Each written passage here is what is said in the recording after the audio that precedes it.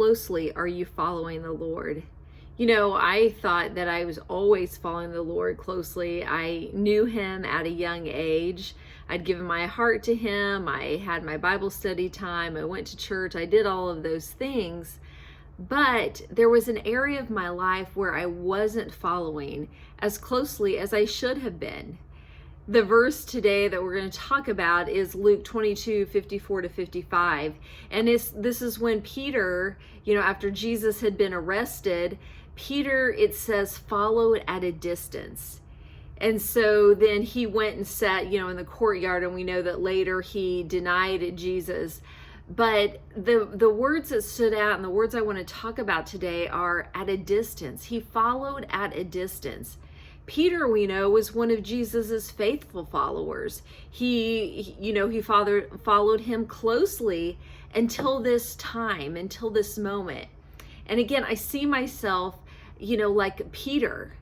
How about you? Do you follow closely, or are there areas, and times when you following the Lord closely, but then maybe there's an area where you kind of distance yourself a little bit? You try to go your own way or do your own thing. That's how I was with my fitness.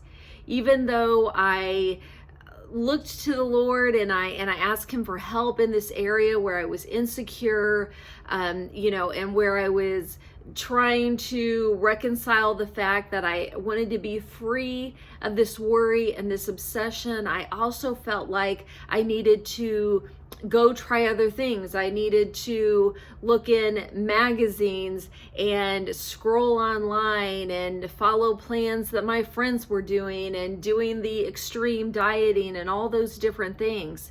So when it came to that area of my life, I wasn't following the Lord's closely. I wasn't trusting him to lead me where I needed to go in this area of my life.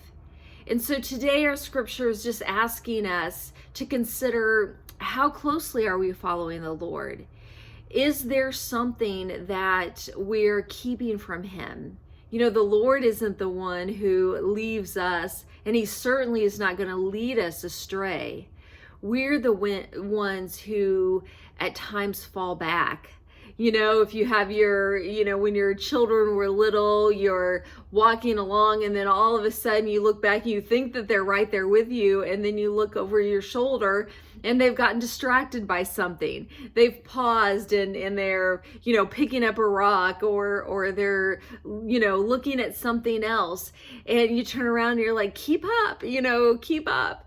But the thing is, with the Lord, he is always there. He's ready to slow down. He is ready to draw us. His word says that he will, draw near to him and he will draw near to you.